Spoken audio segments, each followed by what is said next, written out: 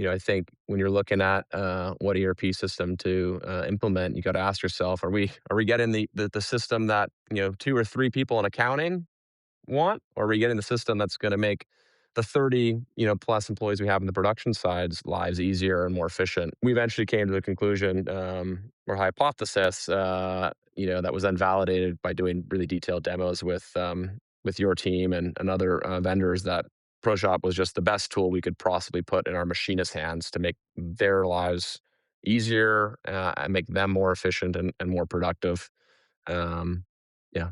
And, Okay. not to say nothing of ProShop's accounting functionality, like, your ability to actually do job costing and inventory accounting, I think is, you know, more robust than some of the systems that do have a general ledger built in.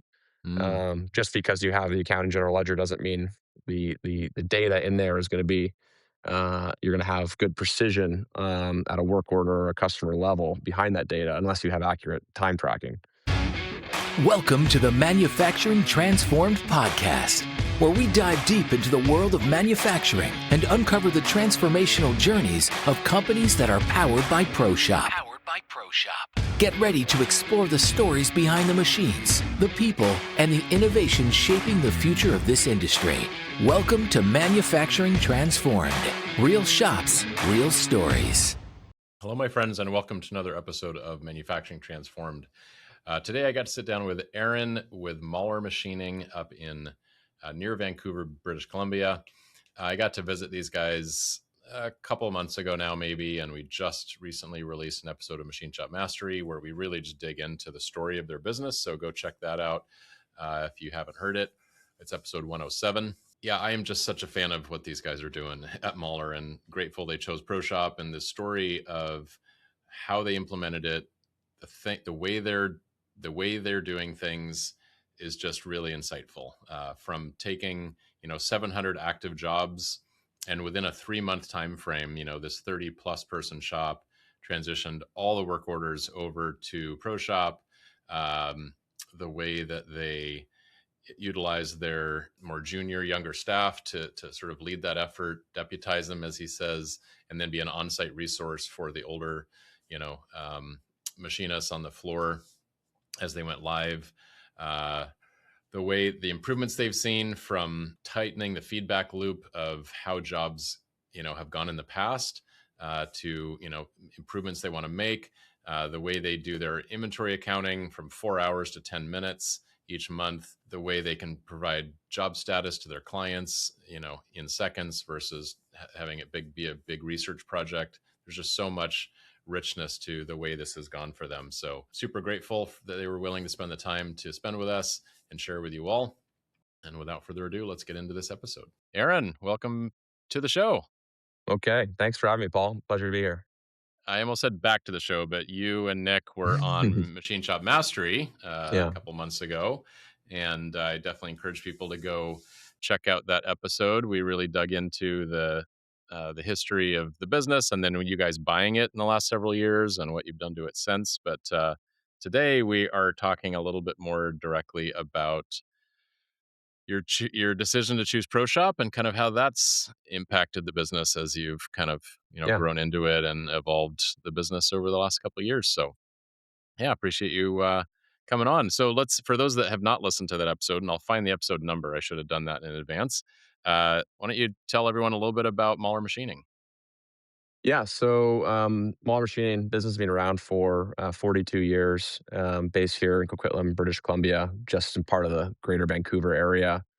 My partner Nick and I, we acquired the business 3 years ago, about 3.5 years ago.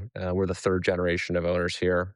At Mahler, we've got 20 spindles downstairs, working across 3 shifts today, and doing work in a lot of regulated end markets, aerospace, medical, deep sea submergence, are some of our biggest subsectors, including, also should add clean tech to that list.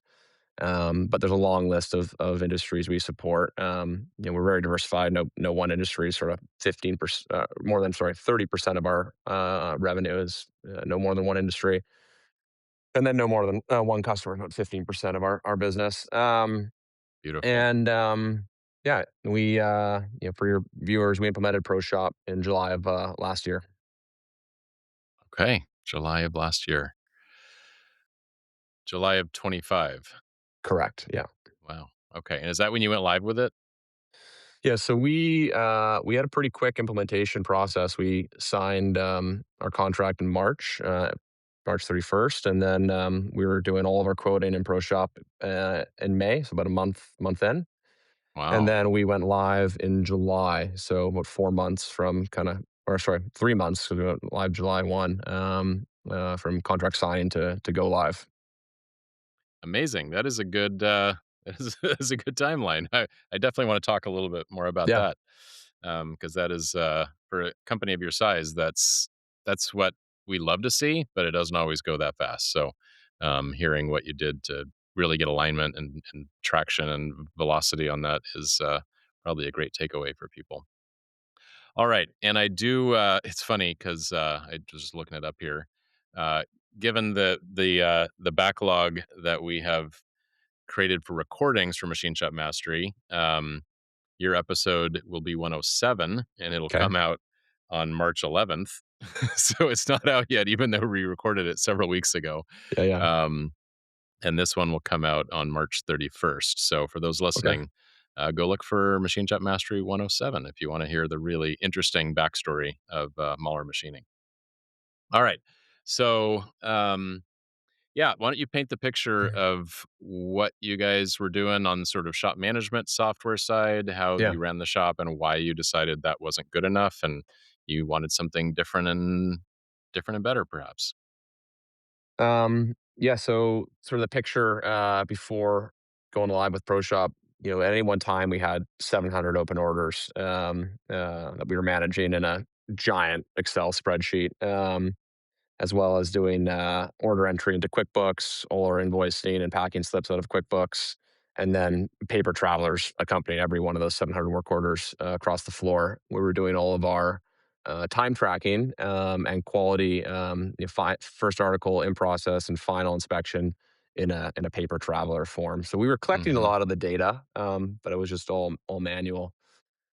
Um, and 80% of our part numbers repeat, and so there was a lot of opportunity we felt to level up our setup sheet process, which was part of that paper traveler Hmm. work its way around the floor, um, which is one of the reasons we ultimately went live with ProShop. But really the biggest reason, Paul, was just there's a certain point where that process doesn't scale, right? Hmm. Paper travelers and Excel spreadsheets and a separate QuickBooks source of truth. Uh, we had, I think, reached and probably were past that sort of ceiling that was advisable to be operating Hmm. without a true Hmm. system of record like ProShop. Um, but that kind of gives you the flavor of what the Yeah, size of the business and how we were managing that complexity prior to. yeah. 700 work orders. It's a lot of work. It's a lot of paper travelers to keep track of Yeah, yeah. that get lost, and you got to go manually find them to look for status and all the things. And we Yeah. had, I think we did a pretty good job with the tools that we had, but there, was an inability to really schedule and forecast out lead times beyond, a few week window there. Hmm. In that Excel spreadsheet, we had essentially a skeleton version of a work router in terms of work cells that a job needed to travel to Yeah. on its manufacturing journey, and we had total hours for a job, but we didn't necessarily have hours by work center. Hmm. And so, as a result, we had to be quite conservative whenever we were quoting lead times for customers because, well, we would rather over deliver than under, right? Hmm. And we were losing jobs that we could have won and likely could have delivered Sure. on, but we just didn't Yeah. have the confidence to commit to that job. So that was a big challenge we were dealing with, was just that scheduling out beyond a few weeks, and a lot of our orders are scheduled out for several quarters at a time. Yeah. Um, and then on those repeat parts, 80% of our part numbers were repeating. There was just a lot of, while we had a setup sheet process, there was, only so much we could document in that on those paper sheets that were flying around the floor. And they were getting lost and they weren't getting updated properly. And there was multiple versions. And so, we eventually had enough of that, and that's a big part of our reason why we went with ProShop was for the setup sheet functionality. Hmm. Well, I appreciate you taking the conservative approach on on quoting lead times and due dates and not overpromising. That was always, important to me and in my shop. Like, there's no faster way to wreck a relationship with a Yeah. new client, especially, is to quote something you can't actually do and then having to backpedal and be late. So, but at the same time, you have gaps in your schedule and you're just missing revenue because your machines are sitting. That's a tough spot. So I definitely, yeah, I can relate to that. Um, all right, so the setup sheet, the sort of shop floor focus, I know that's one of our big differentiators, but you had mentioned to me right before we hit record that you originally had chosen a different system than ProShop and then ultimately changed your mind. Let's hear about that. Yeah. Before we actually acquired the business, we were out at IMTS and we spent about a day and a half sitting down with each of the household names on the ERP Mhm. side that were there.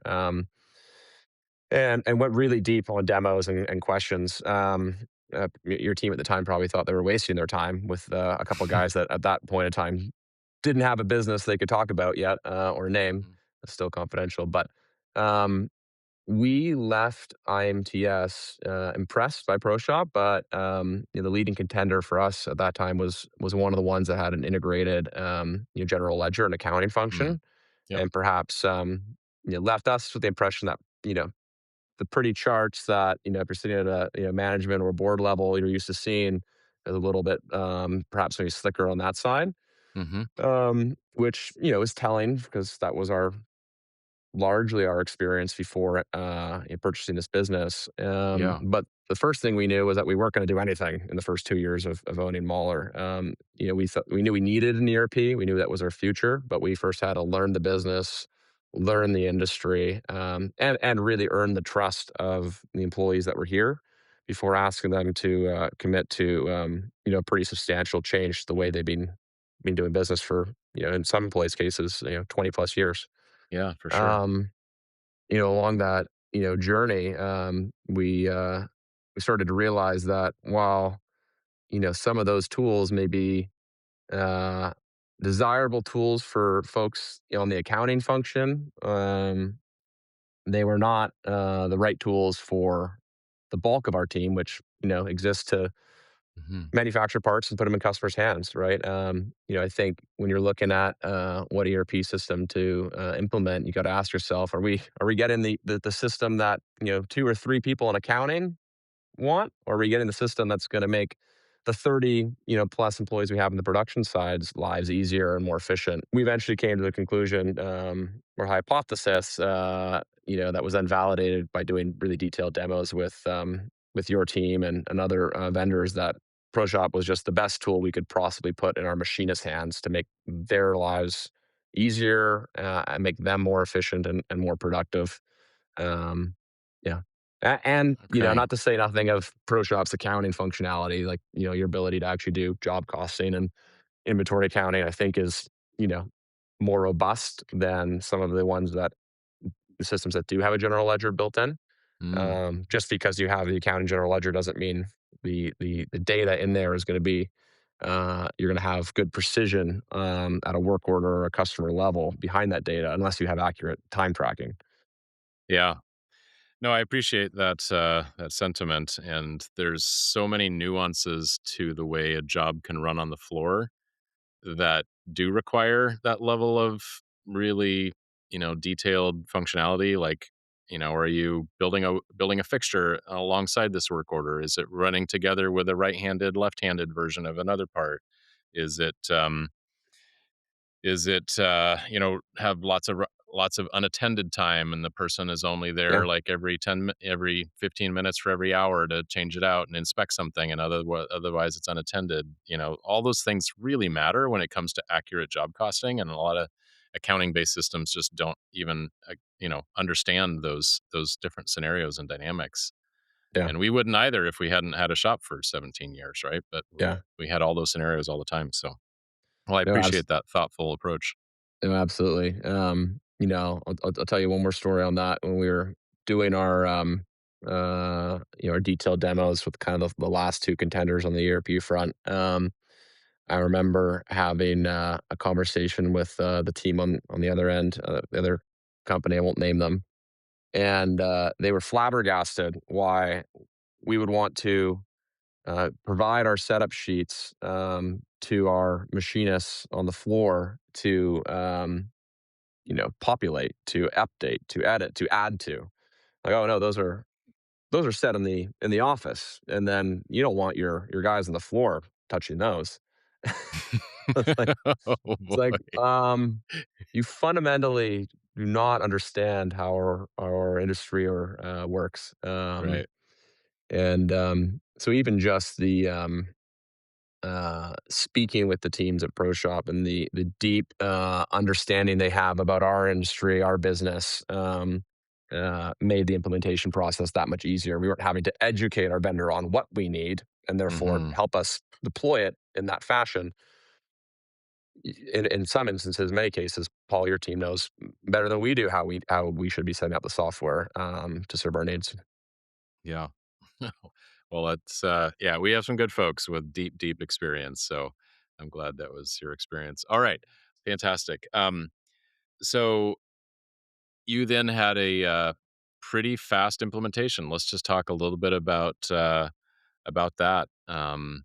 You can even name who you got paired up with on our Yeah. side, and sort of how you got alignment and rolled it out to your team, and made that pretty quick transition. Yeah, no, we worked with Jason Anderson on your team, who was absolutely amazing. Brian, his brother, was actually part of the sales process for us and doing Hmm. some demos on some modules we wanted to check out. But can't say enough good things about Jason. And I think representative of a few folks I've met on the ProShop team who have actually been there since the Pro CNC journey or beginnings, but just fundamentally care deeply about this industry, about your customers, and are not there to just get their job done. They're there to make sure their customers succeed, and Jason cares so deeply about that. It's really clear. And he's former five axis programmer, machinist himself, Hmm. right? So Yeah. understands the challenges of the day to day. um, our approach to implementation, we had two standing calls a week with Jason. We often added a third or a fourth. We had we had the 3 month kind of target. We worked back what that meant in terms of, stated objectives and goals to get through each module along the way, which, Jason was a huge part in forming that strategy. And once we set that target, we stuck to it. Early on in that implementation journey was, the first thing is sales and quoting, which is there for a reason because you start building up estimate files that you can start populating in ProShop. So when you come time to do the cutover, you've got not, Hmm. you're not cutting over with no part records. You've hopefully got, some percentage of your backlog you actually have a part record for in ProShop built out.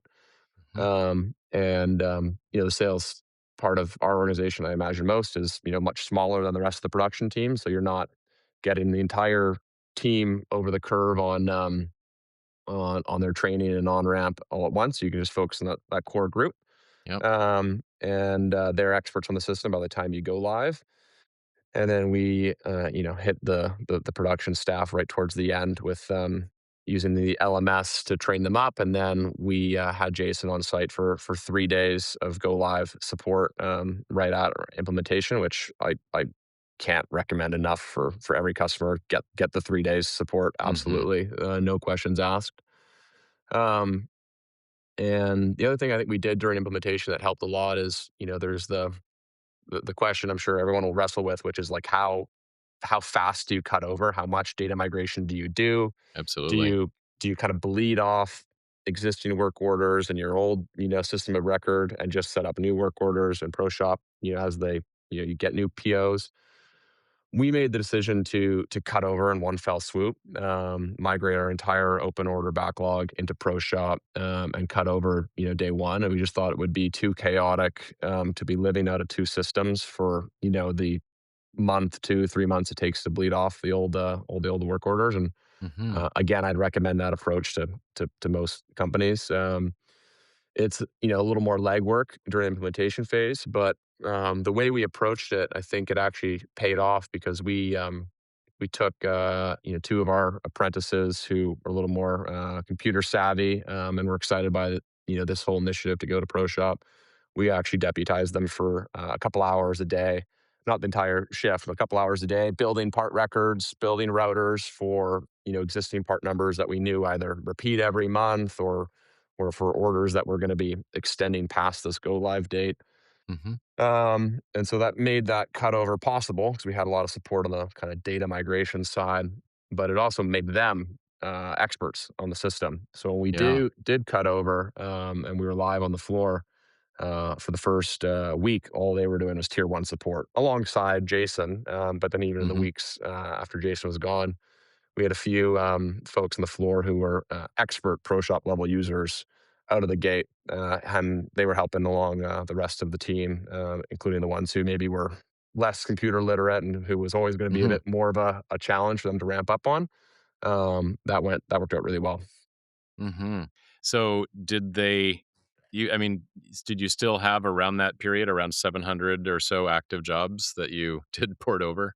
Yeah, yeah, And we did. did you use any importing using CSV where you took, routers and had them in Excel and just kind of bulk imported them? Yeah, and Okay.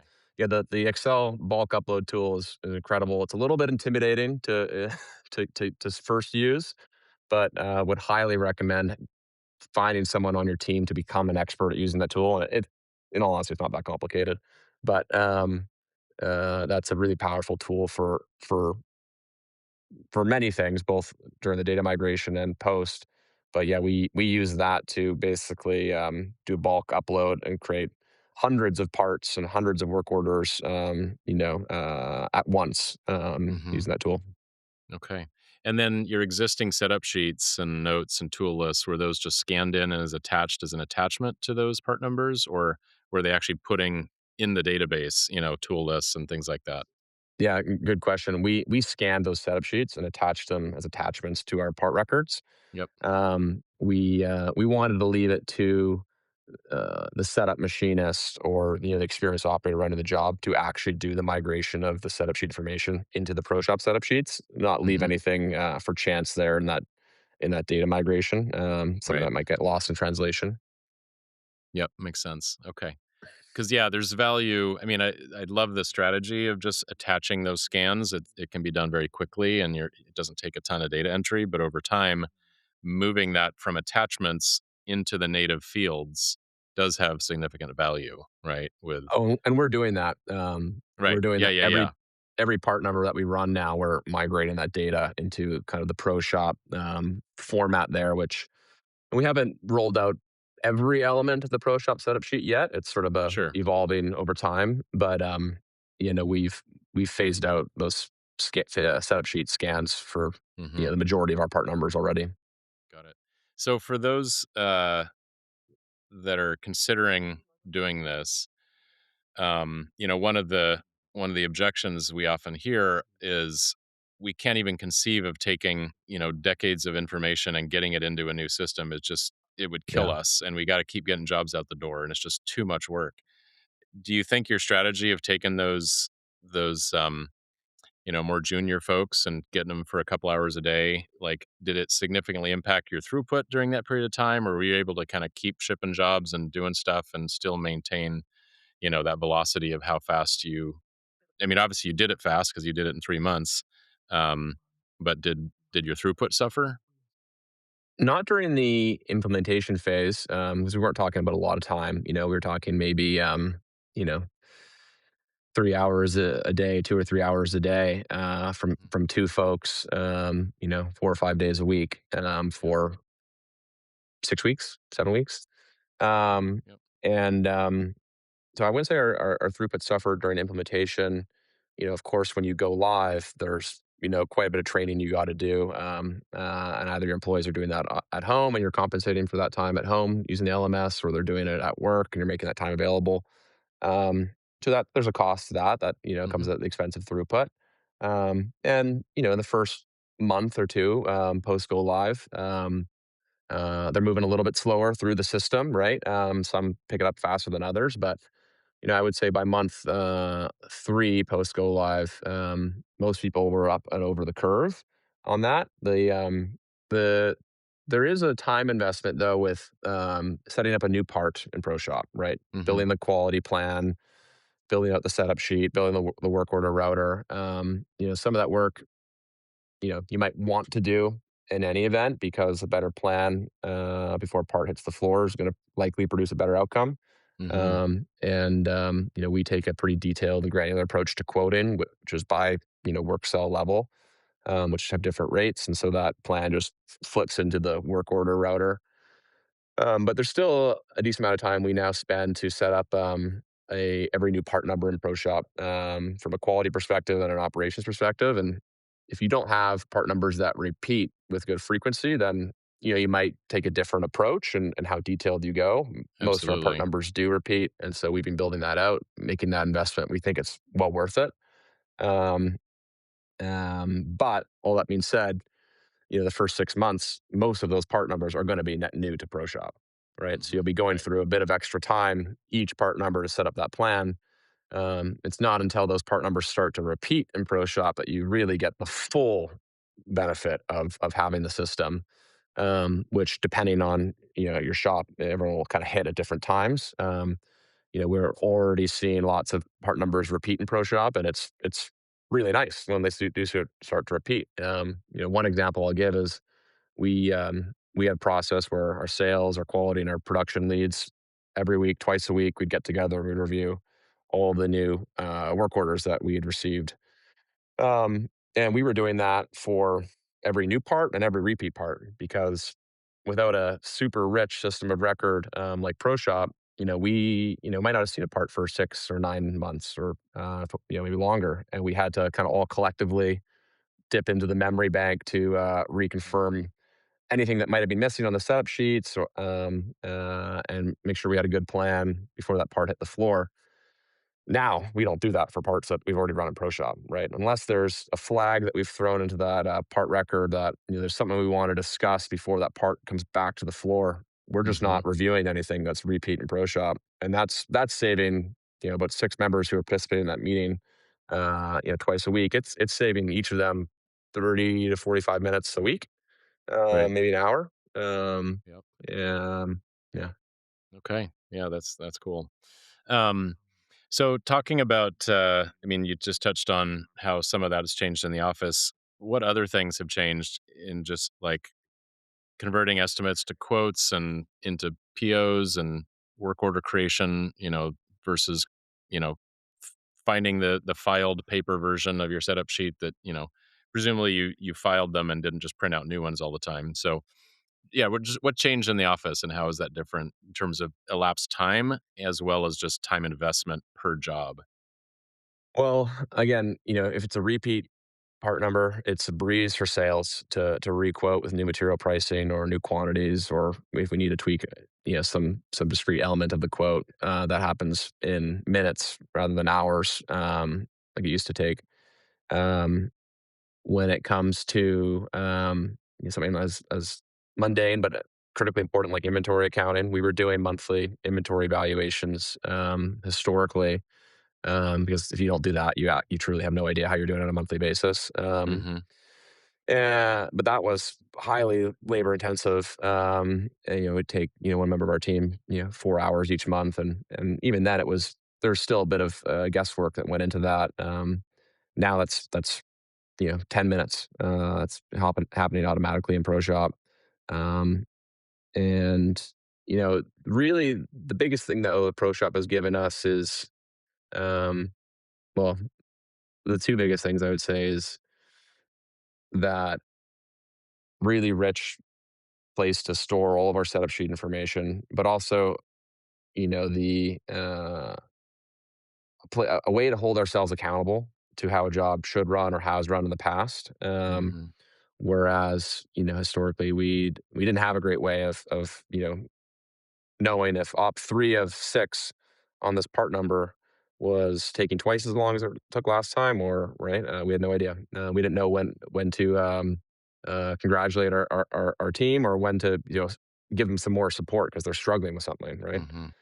Um, and it's allowed us to really develop a strong feedback loop between how we quote parts and how they actually run, right? And we can identify where part numbers either need to have quoting assumptions revisited, or we need to revisit the actual production plan and see if there's an opportunity to perhaps do Hmm. something a little bit differently. Yeah. And whereas before, a lot of those, part numbers, that disconnect wouldn't necessarily be realized. Hmm. Hmm. So does that equate to just more and better process improvement and what we call kill the losers, like making sure you're not taking bad jobs over and over again and not realizing it? Yeah, yeah. Some of that. In some instances, we've realized that certain jobs have been running better than we expected, and we've been able to sharpen our pencil for our customers, make sure we Hmm. hold on to that work because you don't want to unknowingly be earning an unfair margin on your customers and then risk losing that job. So it's gone Hmm. that way as well. Um, but yeah, no, it's definitely identified the jobs where, oh, geez, we didn't realize, we knew there was handwork on this part after, machine, but we didn't realize there was that much. Or, Hmm. we didn't realize there was this much rework. Or, geez, that quick little prep op actually is a lot of time when you think about it, right? We're really kind of connecting those dots to make sure we just have, good assumptions going into how we price these parts. But also it's highlighting the jobs that didn't run well or in line with how we quoted them. And, maybe that's not for any fault of the job. We can dig into the data and see, oh, geez, we were actually training one of our newer guys on the Integrex on this job. And the job doesn't look like it ran that well, but it's really easy for us to see that why it didn't run well. And, not necessarily going to result in us repricing anything on the job, just acknowledging that we were ramping up a Sure. guy that week. And is that based on seeing time tracking in the training category, or just people Yeah. putting in their time tracking notes what was going on? Exact both, both. We try and tell our guys when they're doing training, if they spend 8 hours on a job and they really only, 6 of those were training, they should probably not be tracking those 6 hours to the job and just put into a training category. Hmm. Sometimes our guys still end up tracking that to jobs, to work orders. Sure. But then we can actually see in the notes that what was going on. That's one thing that Nice. ProShop is amazing at. The number of times you get a phone call from a customer, or you got to provide an update to an email, and you got to go investigate where a work order is, the status of it, and that would typically result in 4 conversations and 20 minutes of running around the shop trying to find out Right. the ability to in a few clicks get to the status of any work order, everything, date, time, user stamped, and you can see the full kind of history of how that work order has moved through the shop. You can really piece together any puzzle, or get any historical context from the job, and maybe why it's not running well or why it is running well, right from your web browser. Awesome. Yeah, I think I once wrote a or I did a that's right, it was a video about how to troubleshoot problems with a work order in ProShop, Yeah, right? And because everything is sort of clickable, you can just like drill into, material POs or time tracking or process development or who knows what, and like really just get an assessment where otherwise it'd just be like in your old system, you just got to go talk to someone and they may not remember anything about yeah, why that went sideways or whatever. So yeah, that context is so valuable for so many different reasons. absolutely. That's awesome. That's awesome. Um, with your setup sheets moving more digital and allowing your machinist to provide feedback into them and update them, which we totally get why it's important. Yeah. How is that translated into setup times or, uh, you know, not having as much tribal knowledge in people's heads or just that whole idea? Let me speak on that a minute. Yeah, I wouldn't say it's made our first time setups more efficient, right? Because we've got to put all that information in there. Sure. It's adding a little bit of time to those first time setups, but it's absolutely saving us time on repeat part numbers. One of the biggest areas that's actually saving us quite a bit of time is in our quality control function. We were doing first article in process and final quality control, all three written inspection results, according to a frequency inspection basis for in process. uh, tied to the batch size.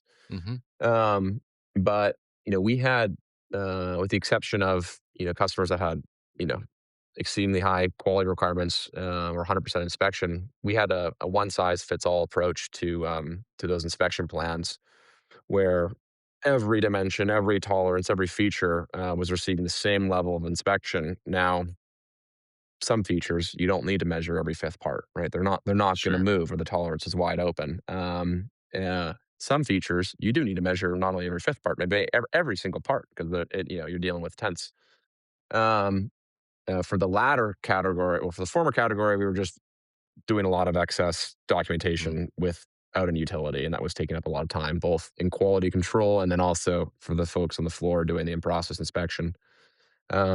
In the latter case, we were relying on a setup machinist passing along right information to an operator, either on days or on afternoons or on weekends, or sometimes operator instructing the next operator, passing along that critical information, like, we have to measure this bore every single part, right? Hmm. Um, with this specific piece of equipment.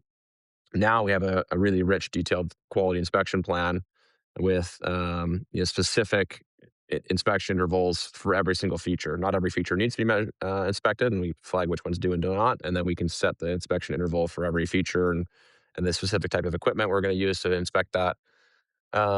And that has resulted in quality actually means saving a ton of time in the quality function from not generating a bunch of unnecessary paperwork. Hmm. And then even in our final inspection, we're much more targeted with what we're inspecting, ensuring that the entire in-process inspection checks were done appropriately, and then we're doing more targeted final inspection. Um, yeah, Hmm. And so, yeah, I could see how that can optimize the quality plan. Um, you could theoretically do all that on paper, but just talk a little bit about the difference between recording quality on paper versus recording it digitally, and what that enables in terms of like NCR generation, or just being able to track it remotely about what the trends are like, or whatever it yeah. might be. Well, everything's date, user, timestamp, so it's a lot more traceable, right? Is the one thing. The other thing is, we didn't launch this day one with ProShop. I think we launched it maybe day 60 or 90. Was internal NCRs. Hmm. We had historically not had a process for tracking internal NCRs or scrap, or really with any vendor NCRs. We now are doing that. Every part that gets scrapped, we've got a cause code in there. And a failure code for what the actual issue Yep. was. Yep. Then we're able to review that data. We do it on a quarterly basis now, and see what trends we can observe, be they work cell related, repeat features that we're having trouble with, or maybe operators that need targeted training in a certain area. And we're only a few quarters into that process, but already it's had some good learnings for us, and resulted in a few pieces of new metrology equipment that we've put out on the floor to make certain types of features easier to measure. Hmm. Bring a part all the way into the quality control room to measure.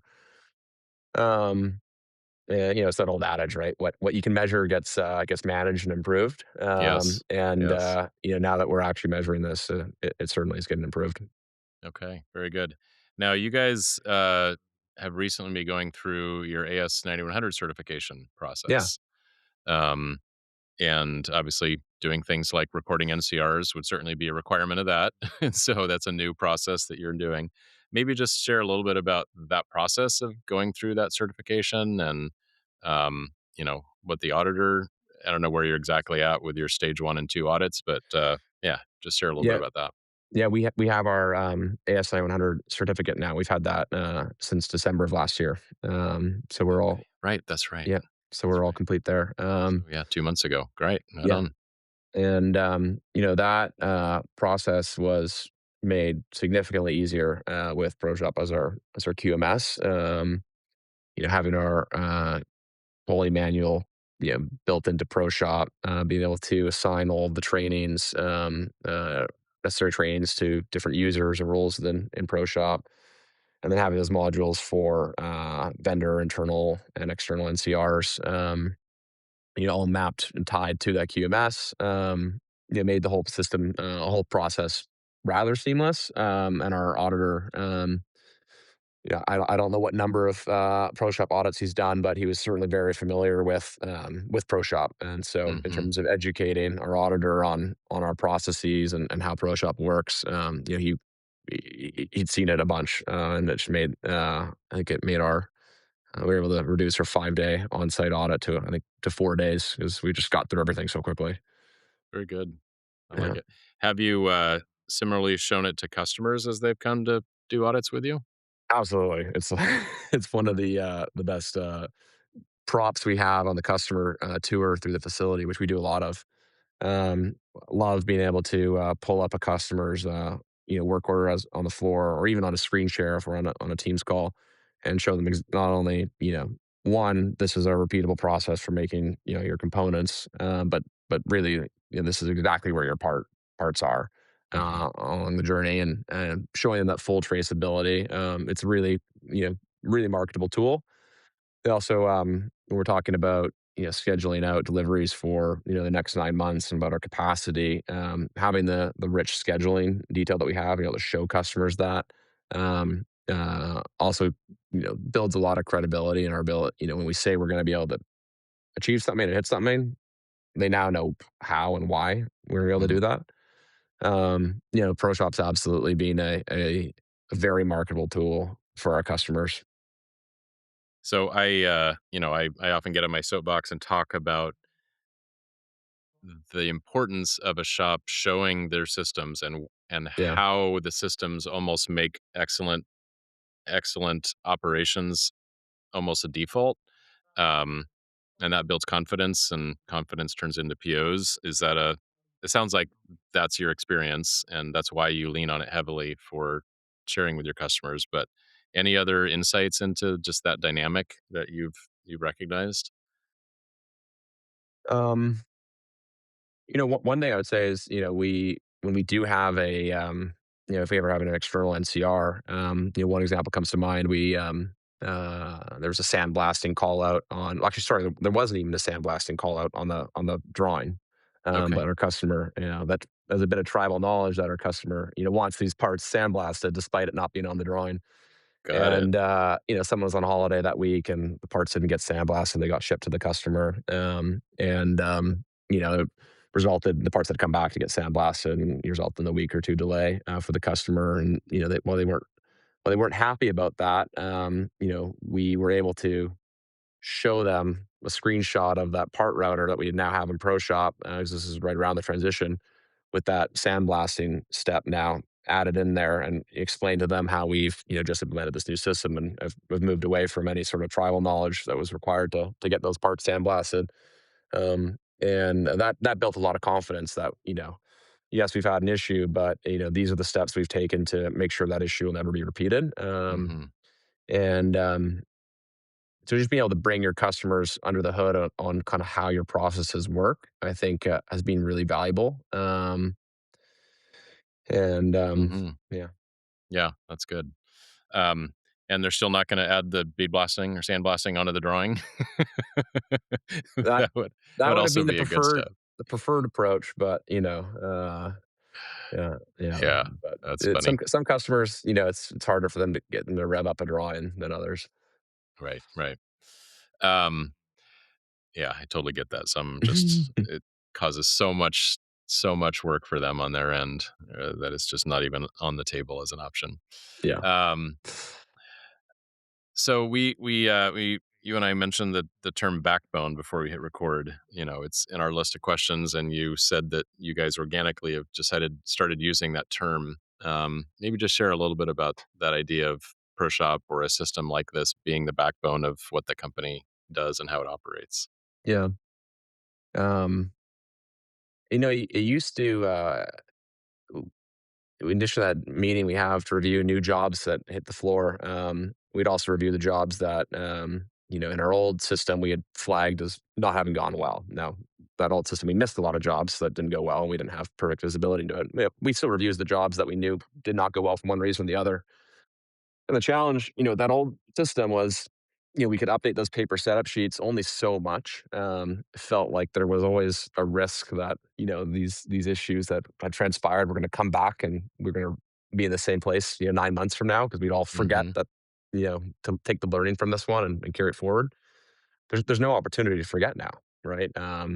Anytime something goes wrong or we have a critical piece of information we need to capture and relay and not lose track of, there's a place for it. Mhm. And it provides this great sense of relief to whoever has that kernel of knowledge that there's a place they can put it. It's not going to get missed, and we don't have to rely on over communicating all those unique requirements. Um, so that Mhm. that I think is how we kind of think about the backbone, is we can really build these rich plans, and it's sort of our backbone for continuous improvement. Not just on jobs but also for the business as a whole. Mhm. There's a number of advanced modules, or what I kind of call the advanced modules in ProShop, that we're maybe a bridge too far for implementation, but we're slowly kind of picking away and checking off now, and there's ones that are on our roadmap for the future, um, which provide us that backbone, or I guess that path of kind of how we're going to continue to professionalize and level up our business to best practices. The one we're really excited about, we're charged ahead on right now, is the digitization of our tool crib.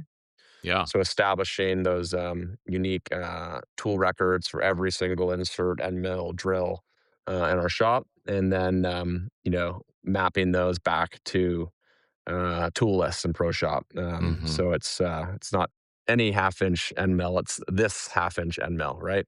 Yeah. And for our operators and our setup machinists who maybe don't have you know decades of tenure with the business, they know exactly where that tool is, because it's got Mhm. that location code within ProShop. And that's just one example of the next three kind of modules in the ProShop we're really excited to roll out. That's why we refer to it as sort of our backbone, because Mhm. it's given us 2 years of opportunities to kind of execute against, and that will make our business better. Nice. With that, with those flags of you want to definitely make sure you review this thing or implement Mhm. this change in the future. Are you using the process development feature for that or some other mechanism? Um, we have not started using the process development feature yet. I could see Okay. it becoming part of our workflow in the future. We, one of the things that's so nice with ProShop is every field is so customizable, and you can build queries for anything. So we hijacked, one of the fields on the work order module, and basically just renamed it. Has this job being reviewed? Yes or no? Mhm. Mhm. And we have a query in ProShop where flags any work orders that we either did exceptionally well on and want to Mhm. review why, or we did exceptionally poor on, and we review those as a group. And Nice. there's always some key learnings there, and then we just check off that field and it drops from the list.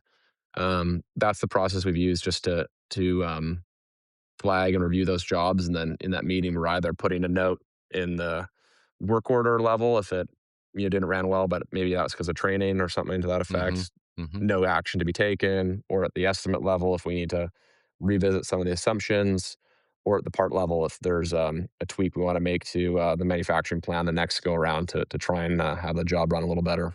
Yeah, yeah. Okay, I like it. Um, I think yeah, that flag that is a yes or no, that's a pretty cool way to do it. I would definitely encourage you to learn more and lean into the process development feature because Yeah. it can probably be used in collaboration with what you've already done and allow you to actually document the process improvement ideas that you have. Um, and in a way that will automatically also flag the job in the future when it comes back up Mm, again. And then a workflow for even identifying potentially more than one solution to that problem, assigning them to yeah. people, and letting them say this was a good solution or no, this is a dead end or whatever. Um, and then that's just very searchable all in one spot. That's part number based. So Right. yeah, it's a neat tool, but yeah, not everyone picks it up in the first year or so. But I it's a can good see one. once you've got all of your part records well built out in ProShop, Hmm. and they're little more stable, then that becoming maybe a really good tool for, if you want to iterate on a part number or a plan. Mhm, mhm. All right. So obviously, a system like ProShop is it's an investment, right? Both in the time it takes to implement and even the cost it takes to to have the tool. Do you have any sense of an ROI or how you even begin to think about ROI for ProShop? Well, there's no way we'd be operating at our current scale without it. So Oh, just like the number of jobs and revenue you're creating, or yeah, I think generating. the scale we're at now, and the growth rate, I don't think would be achievable without ProShop. Is one. It's definitely opened some doors in terms of different industries and customers who've been able to go and work with. Where having a system like this is a requirement.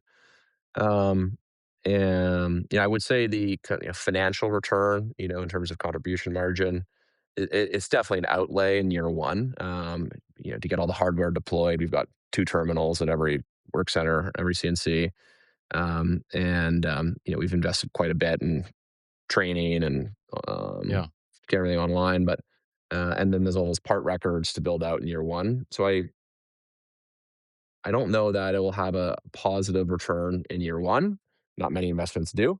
Hmm. But in year two, I think it will already be in the black for us, and quite healthily in the black, just in terms of driving more scale that we can, more top line growth, and then helping us improve our margins by really tightening that feedback loop on, we quoted it one way, but it ran another way, and then Hmm. figuring out where that disconnect is and working to solve the problem, whether it's quoting assumptions or some a different plan in production. What it's helping us do too is we've always had a fantastic culture here at Mahler, and ProShop, though, has given us the ability to really drive towards more of a performance-based culture. Everyone here has a vested interest in the company succeeding and doing well. But now we've got a really good way to, you know, make sure we're holding ourselves and each other accountable, and we're flagging where, when and where we need help on a job, and it's really enabling that performance culture, which we're excited about, and the team's excited about. Hmm. Was it easier in the past for someone that wasn't as invested to kind of fly beneath the radar, and this is like making it just easier You to see know, those things, or they can contribute in a way that they couldn't, just mechanisms to you know, feedback and yeah, yeah. If you had people like that in your organization, ProShop absolutely would. They would not have a place to hide. You would start to realize that pretty quickly. That wasn't the case here. We have an excellent team. There's yeah, there's no that's great. one in the building that was the goal here.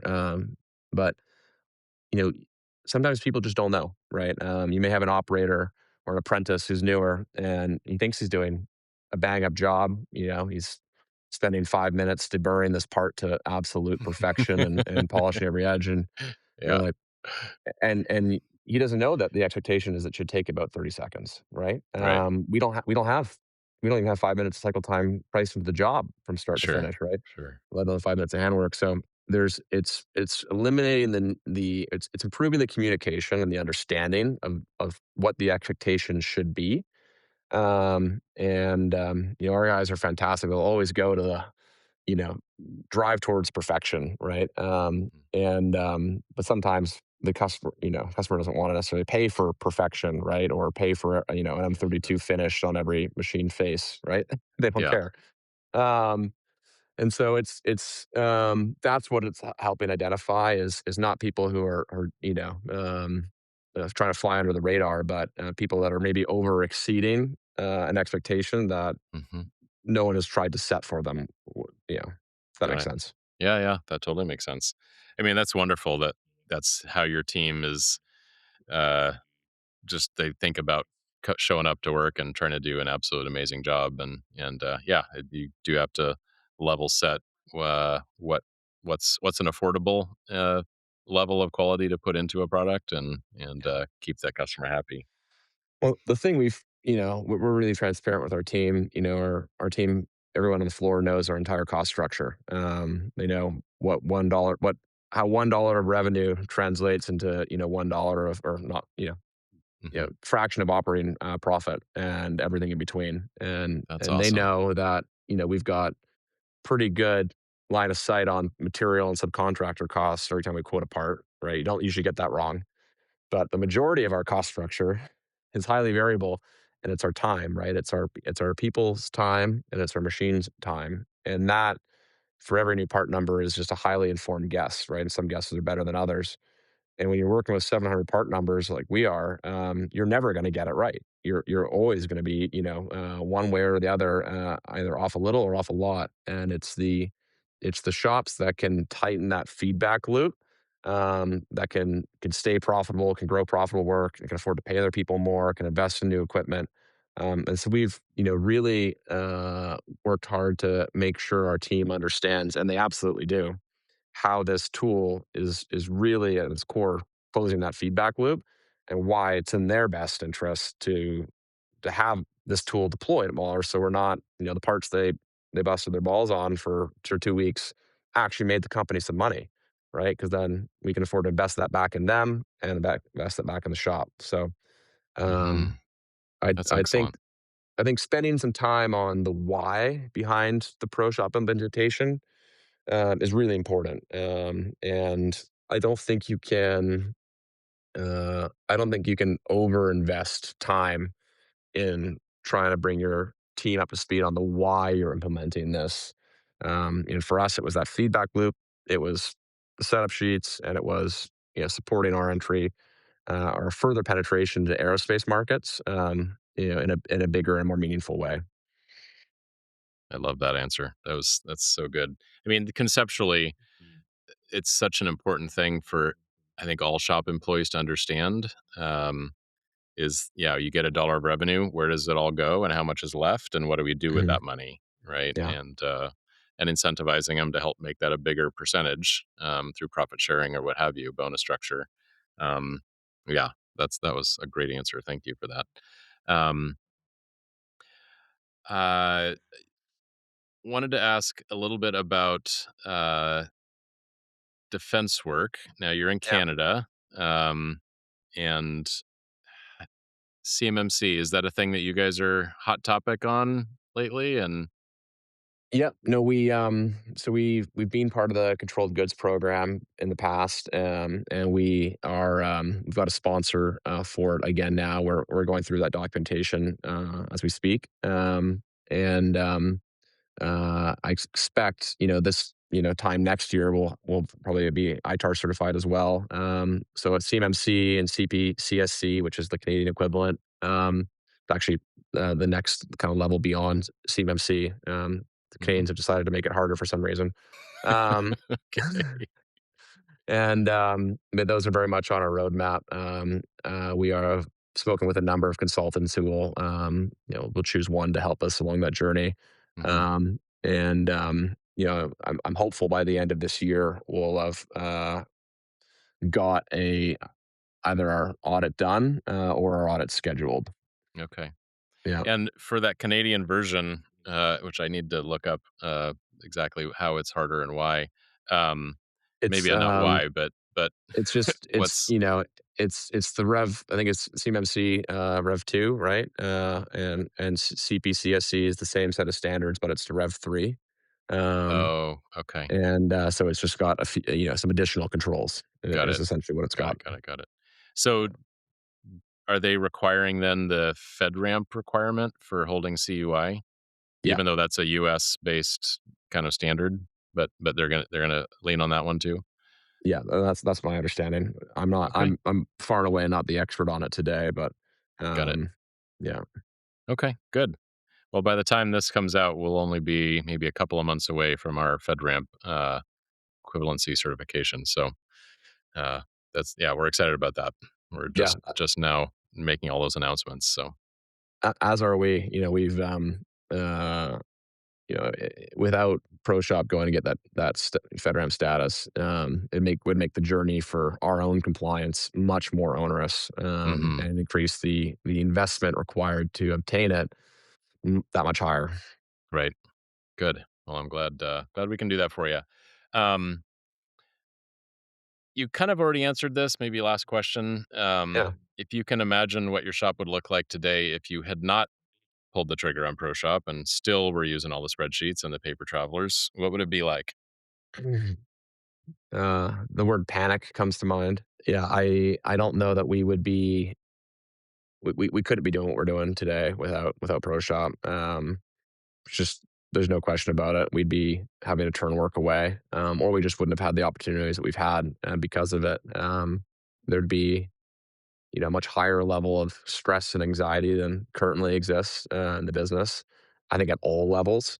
The number of times I've had an employee just remark, "Oh, I love ProShop," and then proceed to tell me why they love ProShop and show me the cool thing that they've just realized and learned that they can do That's within awesome. ProShop. Yeah, no, I don't want to imagine that world, Paul, because uh, it's not a fun one. Okay. Can you share just rough percentages of kind of how you've grown since middle of last year to now? Just Yeah, monthly shipments or whatever, you yeah, say wouldn't be at? we're up 30% over this time last year. Yeah, Wow, 30%. Okay. Good for you. That's amazing growth. That's hard to do in a shop. yeah, It's hard to do in a capital intensive business like a machine shop. yeah, I don't think we don't have ambitions to grow any faster than that. We think that's sort of the ceiling of sustainable growth. Yeah, Absent a bunch of variables, maybe, but yeah. sure. Okay, very good. Um, well, thank you so much for being on with me today and sharing all this. Since I got to know you and Nick a little bit, I've just been genuinely impressed about. I mean, when talking to you, if someone didn't know, they would think you'd been in the industry 20 years, right? You guys just are coming at it from such an amazing, wise approach and angle, and maybe that's because you're coming from the P world and you are bringing a fresh perspective to this, but yeah, you clearly understand the business at a deep level. Your approach is fresh. Um, so yeah, keep up the great work. Thanks for sharing. You know how and why you chose ProShop. It's an honor to support you guys in your mission of doing what you're doing up there. Well, thanks, Paul. And we said the same on Machine Shop Mastery, but you know, there's no shortage of leaders in this industry, and I consider yourself one who've been so more than willing to share their knowledge and experience and wisdom. And we've learned a lot from guys like yourself and on your podcast. And feel really fortunate to be in such a great industry. At we think what is really great time. Hmm. And we were very fortunate to arrive at a place like Mahler with incredible history and tenure of amazing employees. And it's been one of the great privileges for Nick and I is just being helping a company with such a great history really succeed and kind of enter that next generation of or next phase of its growth. Hmm. And get to watch a lot of people step up within the organization. That's been really rewarding, and yeah, no, thank you for all that you do, and for having me on today. Yeah, it's a true pleasure. So if people want to learn more about Mahler Machining, where would you direct them? Oh yeah, they can reach out, email, just first name Aaron Aaron at Mahler Machining. It's a Mahler-machining.com or LinkedIn, our website. Yeah, all of the above. Okay, I'll make sure those links are in there. Well, thank you again. Appreciate you being on the show today, and I'm sure we'll see you before too long at some event sometime soon. Sounds great, Paul. Thank you. Thank you.